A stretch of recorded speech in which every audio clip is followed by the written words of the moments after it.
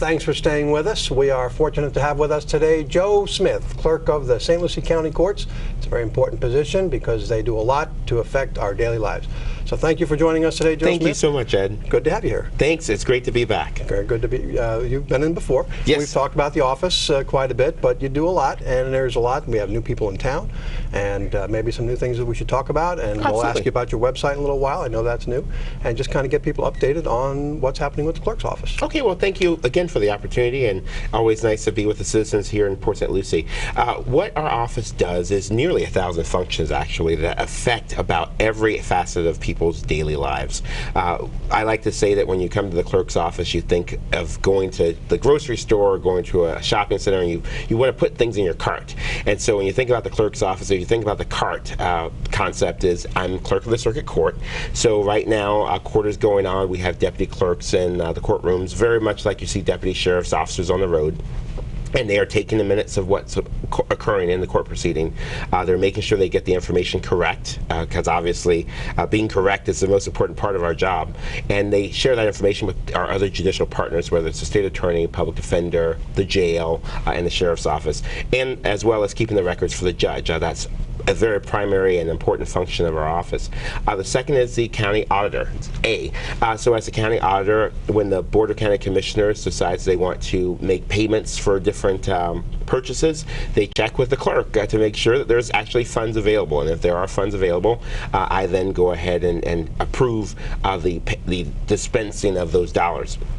R is a county recorder, so if you have a home, if you've gotten married in St. Lucie County, we have all of those all of that information for you.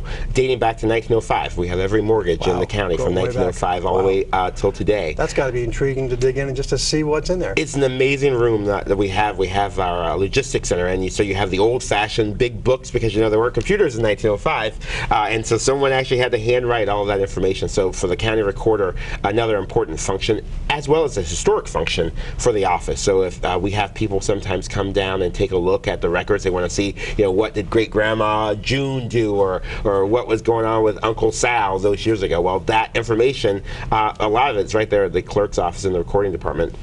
And lastly, one position that people don't often hear about from the clerk's office is T for treasurer.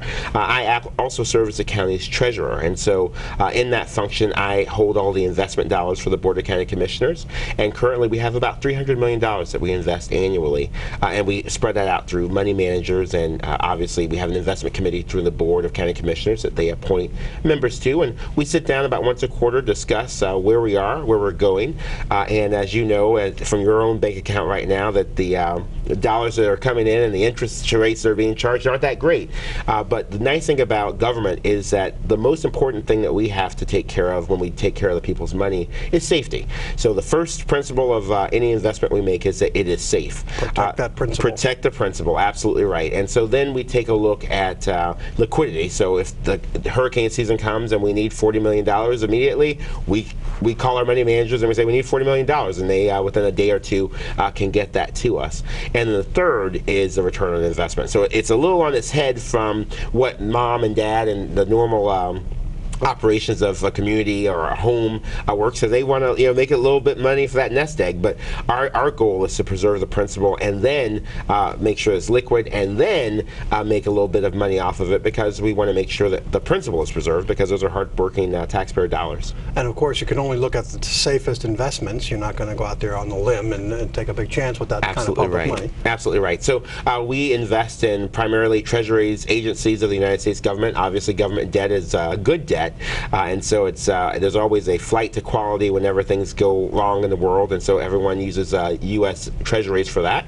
We spend a lot of we put a lot of those dollars in treasuries, but we also have some regular good old-fashioned mom and pop companies, Coca-Cola, that we invest in, that we have a very good feeling that things are good, things are going to remain stable for some time. So that's how we make a little bit more on our principal. So anytime anybody in St. Lucie County buys Coca-Cola, they're helping out they're a little helping, bit. They're helping their own bottom line. They're helping their own bottom line. It's interesting what you said, because what you're really describing here is you're also such your office, you are really the historian of this county in a lot of ways. You keep those records going way back, and that just becomes interesting and needed. Oh, absolutely. As you move down in the future, you want to know what that past was all about. it's a function most people may not realize what you are, but you're serving as a historian. It is a repository. In fact, we don't like to talk about murders, but if you think about a murder case and you think from the beginning of the process when someone receives that first appearance all the way through conviction or release, that's a 75-year retention span. So 75 years ago there was a murder, and we have that information now. If there's one tomorrow, we'll have after disposition. So after everything is done, after that person's gone away for life, 75 years from that point of time, we keep that record. Wow. So that's our longest retention record. But it goes from that to 90 days. You get stopped on I-95 for going a little too fast, Ed. We've got that citation for 90 days after you go ahead and pay for it, hopefully. Right. Well, hopefully I won't build up too many of those in Absolutely there. Right. I like what you said about the importance of the accuracy as well. So important. You keep those records. They got to be right. You're keeping court records. You're keeping property records of people. You got to do everything you can to make sure those are accurate. Absolutely right. And in fact, we sometimes have people who come by and say, I'm applying for a job and my boss got this information and I don't think that's correct. And we go back and we double check the record, and sure enough, it is. It happened 30 years ago. So the memory of the person to whom it happened is kind of foggy over that time period, but the record is the record. And so we have documents, and we have a backup for exactly everything that goes into our court files. So those are the big kind of overarching ideas of what happens in your office, but let's look at a little bit more specific. Sure. The ordinary person walking in there day to day, what kind of business are they typically doing? Well, the most two that everyone knows when we stop by, I'll stop by and say hi to the jurors every now and then, and one thing that we find out on Monday morning is like, well, this is one of the reasons you're here, for jury duty. What is the other purpose and what's the other role of the clerk of the circuit court? And they most often always remember, oh, you're the guy I write the check to when I get that traffic citation. And that's true, but also there's so many other issues that we have going on. We deal with a lot of family issues, divorces, child support type of issues, probate issues when someone passes away. The clerk's office is very prominent in the disposition of that process along with the judiciary. When we have the fourth floor is where we have our collections department, and so sometimes people go through the court system and they have to pay a minor fine and they can't pay it all at once. Well, we have a collections opportunity for them right there. They can pay those fines or make monthly payments on those fines. So because if the one nice thing that the clerk's office does have at their disposal is all this money belongs to you or belongs to the state as a taxpayer. So if someone doesn't pay their fine, we have the ability to suspend their license. And when we do that, obviously it prevents them from really being able to get to work to and from. It prevents them to be able to go to their son's after school activity. So they really want to make sure they take care of those responsibilities. So they come into our office, they talk to the collections department. It's not a debtor's court, obviously. We want to make sure that they are able to eat. We want to make sure they're able to go about living their lives. Sure, you're shut down in their life there. They're not going to be able to make that Absolutely money back. Right. And so we, in a desperate situation. We make the payment. It's for just about $30 to $50 a month. They can kind of, as long as they're making progress on the payment, we'll be happy to help them out and get them to be able to go about living their lives. It's just another responsibility that they have. That's good to know. You're dealing with real people, real situations. Absolutely you can't just be so theoretical about it all. So sounds like in your office there's also a lot of specialized knowledge. You must have a pretty diverse staff of experts to kind of manage all these different things. We're very pleased, and I'm so proud of the people and the professionals in our office. We have about 172 professionals who work there each and every day, and they have to be able to do everything from, we also have what they call doggy court every now and then. So there are municipal ordinances, which I'm sure the city of Port St. Lucie has some as well, right, where if your dog was barking, that finds its way into the court system and someone complained or you received a citation. So we have everyone from experts from that side on one end of the spectrum all the way to the other side where we're dealing with capital murder cases. So it doesn't matter. The most important part of our job is to make sure that anyone who comes through our doors is treated with respect, is greeted by a caring and knowledgeable professional, and we work very hard to make sure that we meet operational excellence and we meet financial accountability as goals. The most important part, of course, is amazing customer experiences, and one of the things that we talk about in our office all the time is you don't know the situation of the person coming through the office door, but what you do know is that they are a resident of this community, and it will treat them with respect, we'll honor them, and we'll do everything we can to get them about their business and onto their daily lives as quickly as possible. Fantastic. And that's a kind of a common theme that we're hearing a lot. It's important for government in general to be that way. We're trying to do that same thing in the city. I've talked to some of your fellow constitutional officers. That's a real important principle to them too. Make sure you treat that person like the valued customer, the citizen that they are. Absolutely. Well, and and one of the things that we've been talking about in our office, and I think it's a movement almost, is that demonstrating excellence in government. And I know that government employees and government workers sometimes get a raw deal from what people perceive them to be, but they are really hard-working people. They're really trying their best, and the stories that come out every now and then are tough to swallow, but they don't represent the good that all those people are doing. For instance, and you talk about volunteer hours, that our office donates hundreds and hundreds of hours of volunteer hours a year. We are able to generate thousands and thousands of dollars every year for different causes in our community. Right now, we're able to give some money to Safe Space. I think maybe that's where we saw each other, out there for a walk around in our shoes and our red high heels. Yes. And so we both were out there running around trying to help create some information so people could see the benefits of making sure that we prevent domestic violence in our community, and also help raise some money and have a good time as part of it. So our team, we just did the 5K with Castle to help for the prevention of child abuse. So those types of parts that we are in the community, we're neighbors too. So when we talk about treating everyone with respect, and we're also talking about taking care and treating ourselves with respect, because we are the government, but we are also the citizens. Okay, so let's look at some of the practical things for those citizens. The website. Let's talk about your website. You got this nice new website in place. Thank you. Let's look at some of the key things here that it features. Well, the most important part on our website is one thing that we wanted to make sure, we talked about how do we make things efficient for the public. Well, oftentimes you're on the phone, and every now and then it takes a little long time to get through to someone. So one of the first things we created is right here. We have a live help right on the home page. You just click that, and you can go right to a box. I think you've seen it on some other websites where you can take a look and say, put in your information, put in your email, what you're looking for, and someone will come right back to you, and you can start a web chat, and they'll be able to assist you that way. Right. That's real convenient in the lower right-hand corner of the home page there. Okay.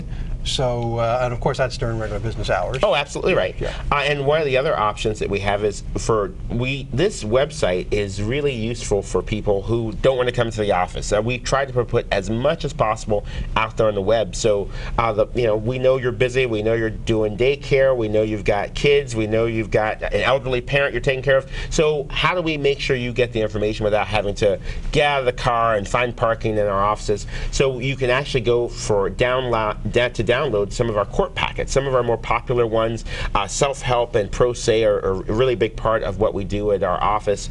And so we want to make sure that people who want access to the courts receive that very quickly. So if you have here, we have a self-help center that we started in the last year. And so right here you can get anything from child custody to a petition to change your name, paternity, small claims, evictions, domestic violence forms. All of that is right there ready for you. And then you go a little further down, you can see that if you want to go for a modification of child support or a simplified divorce or divorce with no children, you can get that information if you want to represent yourself in some of those cases. And it's literally a button to add to cart, and if that's what you're after, you go to your cart, you're able to literally gather the things you need there, and then check out. Check out. And so it's, we're not Target, we're not Walmart, but what we're trying to do is to create an experience for our consumers so that they have the tools they need to go about and live their daily lives. And we're really proud of this website. It took a lot of time and a lot of effort, but even if nothing else, the one thing we like to remind everyone on, right on our homepage, you can get in touch with the clerk directly. We have an Ask Joe or send a note to me, and the emails go right to me right from our homepage as well. Okay, so we wanted to make our office as accessible and as easy to get to as possible. Even my email address, joe@stlucieclerk.com, is really easy. Everyone else, has the last name, first initial, things of that nature.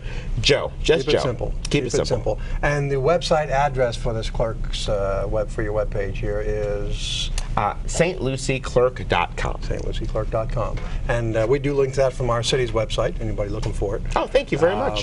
Just to make it easy to get there. And I know you got a lot on there, and it looks good too. Well, thank you very much. And one last thing, if you don't mind, Ed, if I could just share with you. Right now, we just released our popular annual financial report. That sounds really like something really important, and it is, but I actually like to start calling it the People's Annual Financial Report. What it is it takes the county's funds and it shows the public exactly where those dollars are coming from and exactly where those dollars are going. We just released it.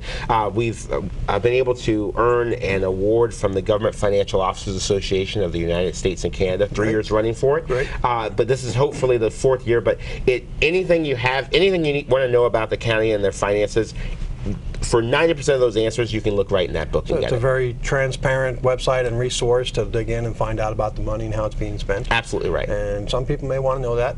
A lot of people going about their daily lives, maybe not too interested, but for those who want to know, there it is. It's there right it is. there for them. Great.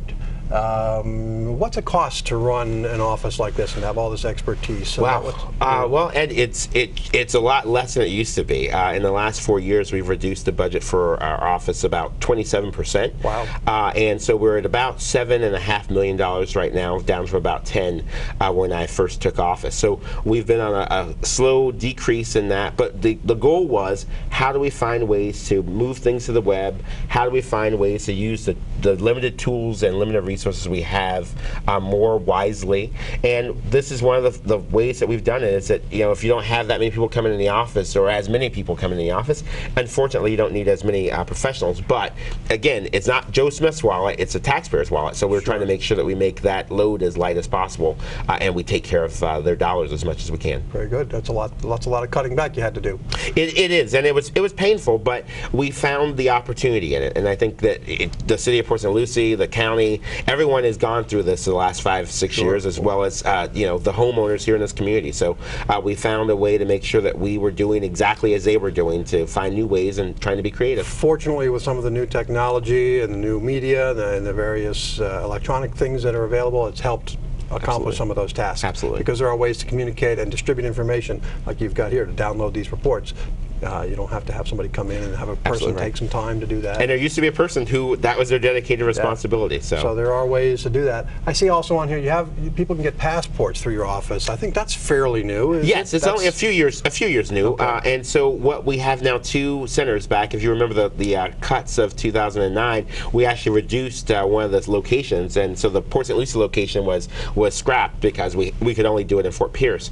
But we actually just recently opened up the Port St. Lucie location again. And so now if you go to St. Lucie West, to the courthouse out there, you can also fill out a form to receive a passport. And we send it off to the Department of State, but it's, again, how do we make your life a lot easier? You don't have to come all the way to Fort Pierce to get that information. So, and in the future, we're actually taking a look right now at the way that we take care of our jurors. Right now, you have to call if you're assigned for jury duty. You got to call after 5 o'clock to find out, am I able to go in or am I excused? Well, we're actually moving to a web-based program where you'll be able to find out right from the internet. If you receive that notice, you can just check in and we'll have that information for you listed. So we believe that will be coming online somewhere in July or August of this year. Fantastic. So very soon. Yeah. Again, keeping the citizen, the customer in mind out there, just making it as practical as possible, and alleviating some of that parking frustration downtown as well. So you're serving a double purpose. Indeed. Very good. Well, we're glad that you're able to come in and spend some time with us. If you've got any other important points, we're always open to hear what's going on in the clerk's office. You're providing valuable services, many valuable services to our community. We appreciate you taking time to come in and share some of that with us today. Oh, thank you so much. All right, well, great. Joe Smith, clerk of the St. Lucie County Courts, good to have you. Great to be here. Thank you. Thank you. And we'll be back after this quick message. Stay with us.